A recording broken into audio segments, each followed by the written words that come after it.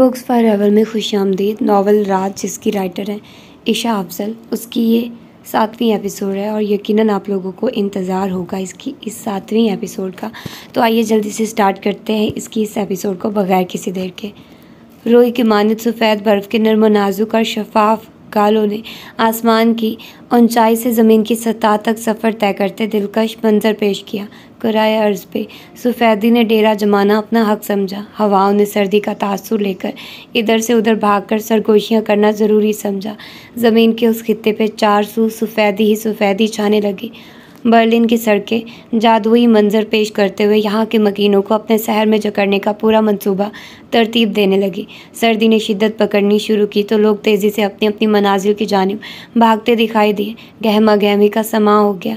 गाड़ियों में मौजूद लोगों को उनकी पनाहगाह ने महफूज तहफ़्फ़ुज़ फराहम किया। कुछ मतवाले इस मौसम से लुत्फ़अंदोज़ होने के लिए लंबे लंबे गर्म कोट, दस्ताने और टोपियाँ पहने आज़ाद फ़िज़ा में चलने फिरने लगे। परिंदों ने सर्दी से बचने की गर्ज से अपनी पनाहगाहों की जानिब रुख मोड़ा। ये नाजुक सफ़ेदी भी उनकी परवास में रुकावट का बाइस बन रही थी। गोया हर जी रूह अपने शौक़ और ज़रूरत के मतहत इस मौसम को बरोए कार लाने लगा। जबकि ये जनवरी की पहली बर्फ़बारी थी, इसलिए उसमें शिद्दत भी मतवाज़नी थी। बर्लिन की खूबसूरत सड़कों पे मौजूद सफ़ेदी को बेदिली और गायब दिमागी से देखते हुए वो परेशान चेहरा लिए गाड़ी की पिछली नशिस्त पे बैठी गहरी सोच में मुब्तला थी। इतना हसीन और दिलरुबा मौसम भी उसको अच्छा महसूस नहीं करवा रहा था। और यही तो हकीकत है कि इंसान को उसी वक्त अच्छा महसूस होता है जब उसका दिल खुश होता है। अगर दिल ज़हन के आगे हार मानकर उलझा हो तो बेजारियत ही बेजारियत टपकने लगती है।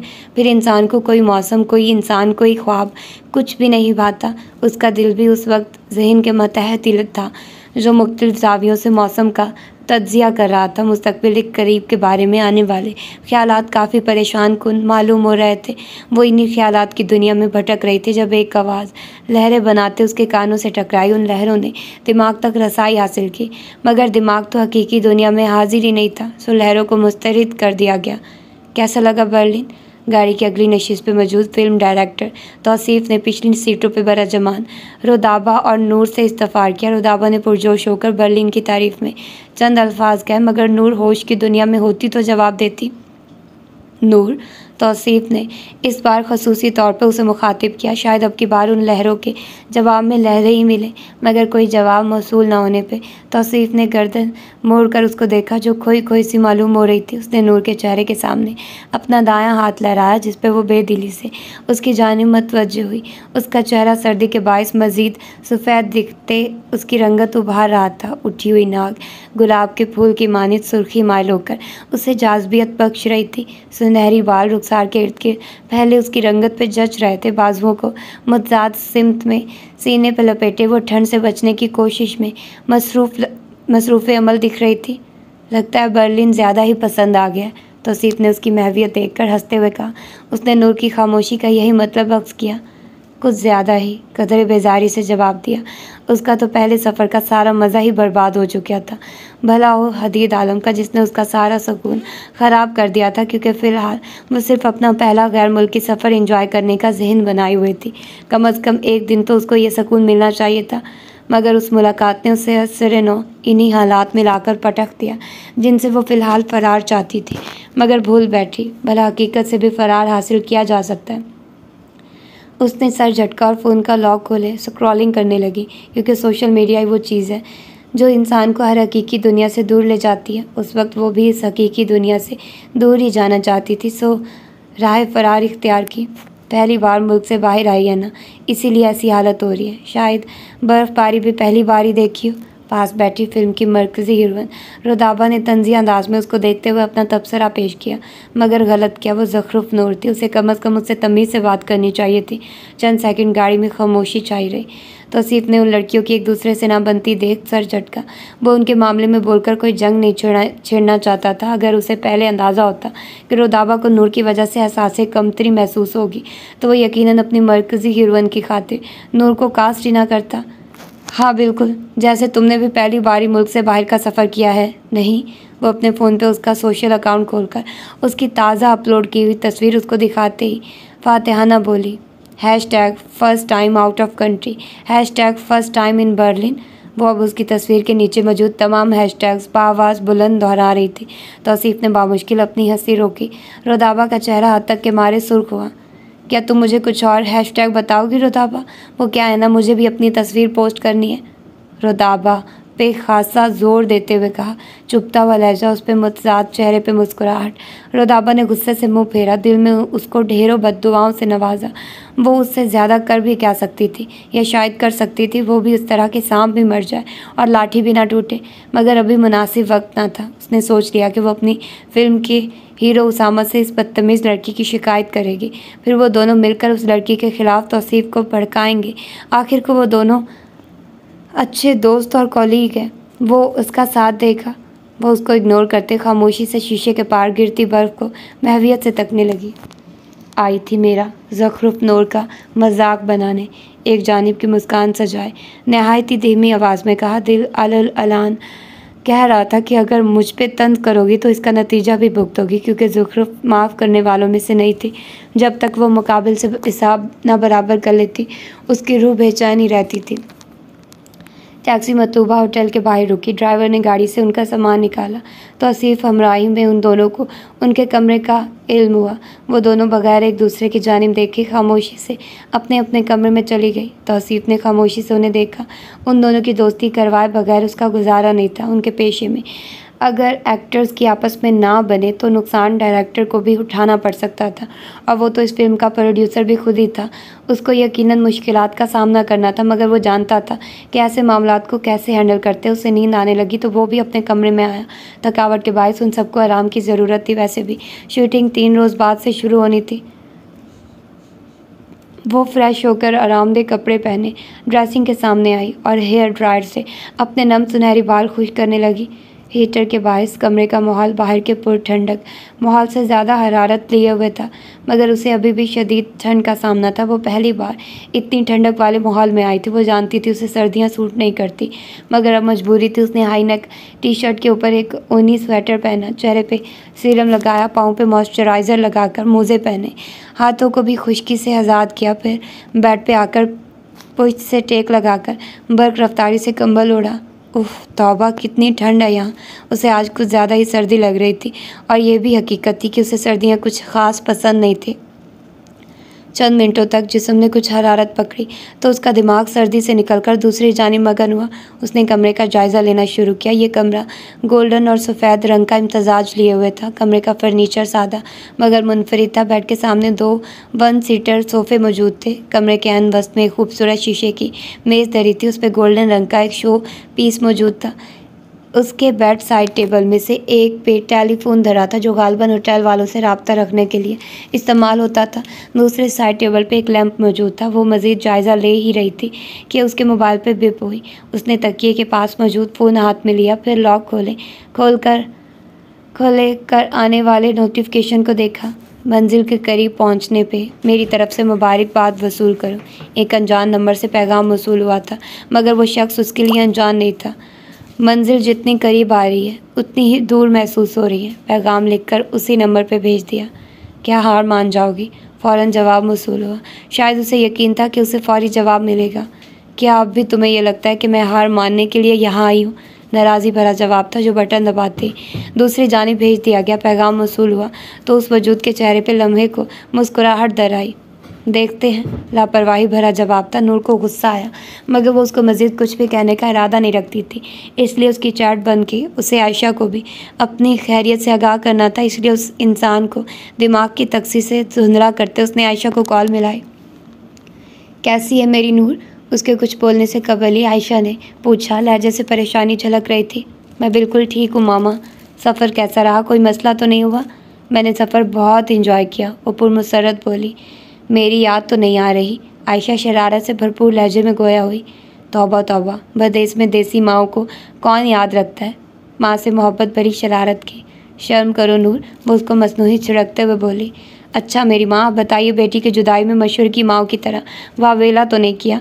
इंतहाई गैर संजीदगी से अपनी माँ को छेड़ा। मैं कमज़ोर माँ नहीं हूँ जो अपने बच्चे को परवाज़ करता देख उसे वापस हौसले में लेकर जाना चाहे, वो अपने अज़ली अंदाज में बोली। आप लाजवाब करने की सलाहियत रखती हैं, वो फ़खरिया बोली। उसी लम्हे एक आवाज़ आयशा के कानों ने बहुत करीब से सुनी। तुम लाजवाब कर देती हो आयशा। माजी के उस जुमले ने उसकी याददाश्त में लौटते गज़ब ढाया। एक मंजर ने अपना धुंधलापन दिखाते उन्हें तोड़ने की कोशिश की। ज़ब्त के बावजूद भी 2 आंसू टूटकर चेहरे पे फिसले। दूसरी जानिब नूर उनकी लंबी खामोशी पे परेशानी का शिकार हुई। मामा आप ठीक है? बेड की पुश से टेक हटाकर सीधे होते हुए मुतफक्किर लहजे में इस्तफार किया। हाँ, मुझे क्या होना है, बस आज ड्यूटी सख्त थी इसलिए थकावट हो रही है। तुम्हें भी जेट लैग हुआ होगा, आराम करो, हम लोग कल बात करेंगे। वो बस जल्दी जल्द फ़ोन काटना चाहती थी, वरना नूर उनकी आवाज़ से उस नमी को पहचान जाती जो कि वो हरगिज़ नहीं चाहती थी। अपनी बेटी को अपने लिए परेशान करके वो अपने सर कोई बोझ रखने की सलाहियत न रखती थी। नूर ने अलविदा कहते फ़ोन काटा, फिर नाना जान का पैगाम देखते उनको अपनी खैरियत से आगाह किया। उसे हकीकतन अब नींद आ रही थी। वो तकिए पर सर रख के सोने के लिए लेट गई और नींद से बेहतर राह फरार क्या हो सकती है। वो अपने कमरे में आए तो मायदा कोई किताब हाथ में पकड़े उसे पढ़ने में मसरूफ़ थी। हुमायूं ने एक नज़र उस पर डाली। काफ़ी घसीली नज़र थी, मगर मायदा को कौन सा फ़र्क पड़ रहा था। वो तो किसी रियाजी के सवाल को हल करने की जुस्तजू की मानिंद किताब में गर्क थी। गोया अगर आज इस सवाल को हल ना किया तो दुनिया किसी अजीम शय से महरूम रह जाती। हुमायूं अलमारी से अपने कपड़े निकाल कर वाशरूम घुस गए। वो फ्रेश होकर वापस आए तो भी मायदा की पोजीशन में कोई फ़र्क ना आया। किस दुनिया में घर को जो एहसास ही नहीं कि कमरे में कोई दूसरा इंसान भी मौजूद है। नाराज़गी और गुस्सा बैक वक्त लहजे में शामिल था। उन्हें मायदा का खुद को इग्नोर किए जाना बिल्कुल पसंद नहीं आया था। आपको मैं नज़र आ रही हूँ? क्या जुमला, क्या लहजा, क्या कर पोशीदा था उन अल्फाज में कि हुमायूं के दिल को धचका लगा। वो चल लम्हे उन अल्फाज के ज़ेर असर शल खड़े रहे। फिर उन्होंने उनके करीब आकर बेड पे बैठते उनके हाथ से किताब लेकर साइड टेबल पर रखी। उनके हाथ अपने हाथों में लिए। मायदा के हाथ ठंडे हो रहे थे जिनको उनके गर्म हाथों ने हरारत बख्शी। I am sorry. उनका सारा गम गुस्सा कहीं दूर जा सोया। वो जो उनसे नूर के मुताल्लिक बात करने का इरादा रखते थे, अपने हर इरादे को उस वक्त पीछे कहीं छोड़ दिया। किस बात की माफ़ी मांग रहे हैं आप? उनकी आंखों में झांकते हुए इस्तफार किया। और क्या गज़ब था इस झांकने में कि हुमायूं कमाल के अल्फाज ने भी उनकी ज़बान का साथ छोड़ दिया। उन्होंने नज़रें झुका ली। मायदा ने अपना एक हाथ उनके हाथों से निकाला, हरारत को पसे पुश डालते ठंडक को अपनाया। उनका चेहरा वापस ऊंचा किया, निगाहें दोबारा एक दूसरे से जा मिली। किस बात की माफ़ी मांगेंगे आप हुमायूं? वो शिकस्ता सी थी, लहजा टूट फूट का शिकार था। आखिर क्या कसूर था उनका जो वह ये सब बर्दाश्त कर रही थी? मैं तुम्हें कभी वो हक ना दिला सका जो तुम्हारा था। वो अपनी गलती मान रहे थे और न जाने कितनी ही बार वो इस गलती का एतराफ़ कर चुके थे। आप तो कभी अपने हक के लिए भी नहीं लड़ सके हुमायूं। मैं आपसे क्या गिला करूं? वो साफ गोई से बोली। उनकी थोड़ी से अपना हाथ हटाया और दूसरा हाथ उनके हाथ की कैद से आज़ाद करके उनके पास से उठकर वो कपड़ों की अलमारी के पास चली गई। उन्हें अपने और हुमायूं के कपड़े प्रेस करने के लिए मुलाजिम को देने थे। हुमायूं ने अपने खाली हाथों को देखा और इस नाइंसाफ़ी के बारे में सोचा जो हमेशा उनके साथ हुई थी। पहले तो वो सिर्फ उनकी ज़ात तक की महदूद रही, मगर फिर वो उनकी अजीज़ बीवी और अब बेटे के साथ भी दर आई थी। उन्हें उसका सद्भाव करना था। ये Berlin school of business and innovation BSBI की बुलंदोबाला खूबसूरत और शानदार इमारत थी। मुख्तलिफ शोबों के तलबा यहाँ से वहाँ जाते तालीम के लिए सरगर्म दिखाई दे रहे थे। असातिज़ा अपनी जिम्मेदारियाँ निभाने में मसरूफ़ अमल थे। तालीम के शोबे से वाबस्ता लोगों के लिए ये एक अजीज़ मकाम था। इन्हीं तलबा में एक वो भी थी जो क्लासेस ख़त्म होने पर यूनिवर्सिटी के पार्किंग एरिया में अपनी गाड़ी के पास खड़ी थी जब उसकी एक दोस्त तकरीबन भागते हुए उसकी तरफ आई। किंजा, हे किंजा, वो उसके पीछे से ही आवाज़ें बुलंद करने लगी। किंजा, जिसने गाड़ी का दरवाज़ा खोलने के लिए हाथ बढ़ाया हुआ था, अपने हाथ को वापस खींचते हुए रुख मोड़कर उसे देखा। What happened? किंजा ने अब्रू अचका कर पूछा। उसकी दोस्त बहुत पुरजोश दिखाई दे रही थी। तुम्हें मालूम है किंजा, पाकिस्तान से एक फ़िल्म टीम यहाँ बर्लिन में शूटिंग के लिए आई है। मुझे शूटिंग देखनी है, तुम चलो मेरे साथ।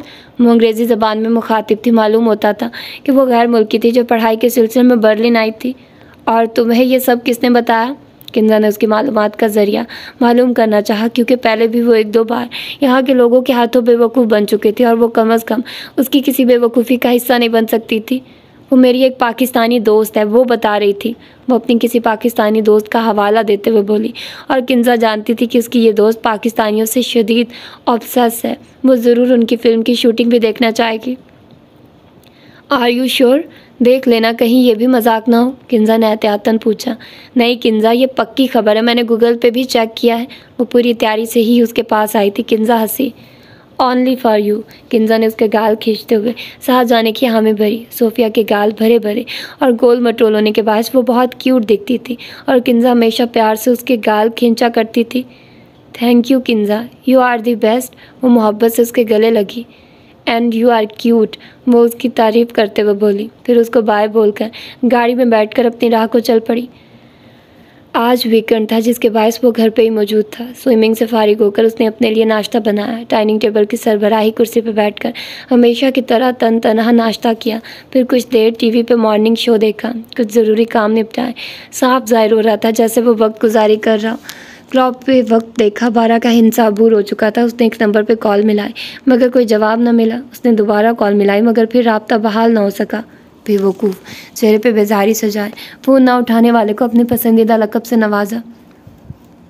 हदीद अपने कमरे से लैपटॉप उठाए लाउंज में आ गया। सोफे पर बड़ा जवान होते हुए सामने मौजूद मेज़ पे पाँव धरे और लैपटॉप को गोद में रखे एक PDF फाइल खोली। वो बहुत इन्हमाक से उस फाइल को पढ़ रहा था कि उसका मोबाइल बज उठा। उसने कोफत से अपने फ़ोन और उस पर आने वाली कॉल को देखा। दिल चाहा फ़ोन काट दे मगर फिर दिल को इनकार करते दिमाग की सुनते फ़ोन उठा लिया। क्या मुझे मिस कर रहे हो? मुकाबिल ने छूटते इंतहाई छछोरेपन का मुजाहरा किया। वो हदीद आलम की 2 कॉल से खुशफहमी का शिकार हो चुका था।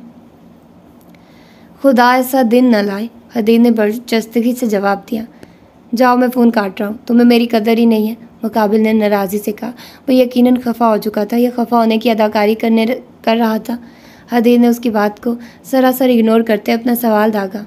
वापसी कब तक है तुम्हारी? हदीद ने उसको मनाने की कोशिश भी नहीं की। उसकी बला से भाड़ में जाए उसकी नाराज़गी। फिर कहते हो मिस नहीं करते? यार मान जाओ कि मेरी याद आ रही है। वो उसको मनवाने की एक मज़ीद कोशिश करने लगा, हालांकि जानता था कि सारी कोशिशें रायगा ही जाएंगी। जो पूछा करता हूँ उसका जवाब दिया करो, फजूल गोई से काम न लिया करो, हदीद ने उकता कर कहा। वो उसके इस छछोरेपन से शदीद बेजार था। हो जाएगी वापसी भी, वैसे आजकल मुझे छुट्टियां हैं, सोच रहा हूँ कि एक बार अपने बेमुरवत दोस्त की शक्ल देख जाऊँ। वो उसको ताना देना नहीं भूला था। गुड, मुझे तुमसे ज़रूरी काम है, जल्दी वापस आओ। बेमुरवती के सारे रिकॉर्ड तोड़ने में माहिर हो हदीद आलम, दिल के फफोले फोड़े। इससे ज़्यादा वो कर भी क्या सकता था? और कुछ उसे बिल्कुल फ़र्क नहीं पड़ा। तुम जानते हो ना कि मुझे अपने एक्सीडेंट के बाद छुट्टियाँ मिली हैं, उसने उसे याद करवाया। तो बेमुरवती की इंतहा थी। तो ये कि मुझे अपने बॉस से इस बार एक बोनस मिला है, तो मैं इससे लंच करवाने का इरादा रखता हूँ। मिलते ही लंच मेरी तरफ से होगा। उसकी दावत के पीछे जो मजाक पोशीदा था उसको समझते हदीद बेसाख्ता मुस्कुराया। बॉस की बुराइयां नहीं करते ज़ैद, अपनी मुस्कुराहट छुपाकर नसीहत अमेज़ अंदाज में कहा। तुम ले लो अपना बॉस और ऐसी नौकरी, वो मुँह बसोरते हुए बोला।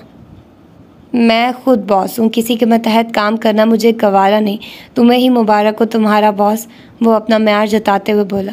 तुम्हें मैं अब आकर ही पूछूंगा, रखो फ़ोन। अच्छी खासी मेरी नींद ख़राब कर दी, पता है ख्वाब में मेरी शादी हो रही थी, वो भी एक अमीर लड़की से, सारा मूड ख़राब कर दिया। वो उसको कोसते हुए फ़ोन बंद कर गया। हदीद उसकी बचकाना हरकतों पर सर नफ़ी में हिलाकर रह गया। कौन यकीन करता कि ज़ैद जैसा शख्स हदीद आलम का दोस्त हो सकता है। गुज़श्ता शब बर्फ़बारी थमकर अपनी सफ़ेदी फैलाए गायब हो चुकी थी। अपना नक्श छोड़ते लोगों को मज़ीद काम पे लगाए वो चुपके से रुखसत ले चुकी थी। मामूल के कामों में रुकावट बनती उस सफ़ेदी को साफ़ करना ज़रूरी था। सो इंसान इस अमल में मगन हुए। उसने बिल्कनी से बाहर का नज़ारा देखा। बर्फ़ की तह देखते उसने सर्दी से सर्जरी ली। फिर रिसीवर उठाकर नाश्ता ऑर्डर किया जो बिला ताख़ीर उस तक पहुंच गया। वो होटल वालों की तेज़ सर्विस से मुतासिर हुई। नाश्ते की ट्रे लेकर वो बिल्कनी में आ गई। यहाँ से बाहर का खूबसूरत और दीदा ज़ेब नज़ारा दिखाई दे रहा था। वो चौथी मंजिल पर मौजूद बिल्कनी में एक कुर्सी पर बैठी नाश्ते से लुत्फ़अंदोज़ होने लगी। दूर से किसी की नज़रों ने उस मंजर को देखकर एक गहरी सांस भरी। उस गहराई में भी एक गहराई पिन्हा थी। नाश्ते के दौरान वो वजूद उसको यूं ही देखता रहा। नाश्ते से फारिग होकर रात वाले कपड़ों पे लॉन्ग कोट पहने वो चहलकदमी के लिए बाहर चली आई। नहायत दिल जमी से उस जगह को देखते वो अपनी ही दुनिया में मगन दिख रही थी जिसे खुद इर्द गिर्द का कोई होश नहीं था। वो आने जाने वाले स्याहों और जर्मन्स के हुलियों को बगौर देख रही थी और एक वजूद था जो सिर्फ उसको देख रहा था। वो मज़ीद आगे बढ़ी। इस बार उस वजूद ने उसे अपने करीब से गुजरते महसूस किया। फिर वो उसके पास से गुजर गई। उसके दूर जाने पर वो वजूद वापस जाने के लिए कदम बाहर को बढ़ा गया। थोड़ी देर में ही नूर को सर्दी का एहसास हुआ तो वो वापस अपने कमरे में आ गई। स्क्रोलिंग की गर्ज से फ़ोन उठाया तो कॉल्स का नोटिफिकेशन मौसूल हुआ। ये रिजा की कॉल्स थी। उसने कॉल बैक की। दूसरी जानिब से कॉल उठा ली गई। हे नूर, कैसी हो? वो खुश दिली से उसकी खैरियत दरियाफ्त करने लगी। नूर को अच्छा महसूस हुआ। शुक्र कोई तो जान पहचान वाला मौजूद है बर्लिन में, दिल में सोचा और सुकून का सांस भरा। मैं बिल्कुल ठीक, मुतमईन सा जवाब था। आज फ्री हो? उसने इस्तफार किया। हाँ, आज तो फ्री ही हूँ। बस फिर अपने होटल का नाम और एड्रेस भेजो, मैं कुछ देर में आती हूँ, बाकी बातें मिलकर करेंगे। आज लंच हमारी तरफ है, मामा तुम्हारे आने पे बहुत खुश हैं। वो तेज़ी से बोली। बहुत शुक्रिया रिजा। नूर तहे दिल से उसकी मशकूर हुई। अब तुम गैरों वाली बात कर रही हो, चलो तैयार हो जाओ, मैं थोड़ी देर तक आ रही हूँ। ठीक है। नूर ने फ़ोन रखा। अचानक ही उसका मूड खुशगवार हो गया। जब कोई आपकी मौजूदगी पे इतनी मुसर्रत का इजहार करे तो ये आपको भी पुरमुसर्रत कर देता है। वो भी खुश हुई। रिजा को होटल का नाम और पता बताकर वो तैयार होने लगी। नेवी ब्लू कलर की टॉप पे ब्लू कलर की स्कर्ट पहनकर उसके ऊपर सफ़ेद लॉन्ग कोट पहना, गले में सफ़ेद मफलर लपेटकर ड्रेसिंग के सामने आई।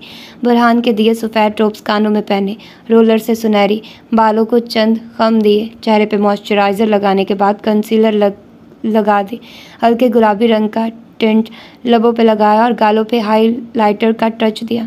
आंखों पे मस्कारा लगाने से उसकी पलकें कदरे भारी और पुरकशिश दिखने लगी। एक मुकम्मल नज़र खुद पे डाली। वो कुदरती मेकअप वाली लुक में तैयार हो चुकी थी। उफ यार नूर, क्यों हो इतनी प्यारी? शीशे में खुद को देखकर दाद दी। आखिर को वो खुद की सबसे बड़ी फ़ैन थी।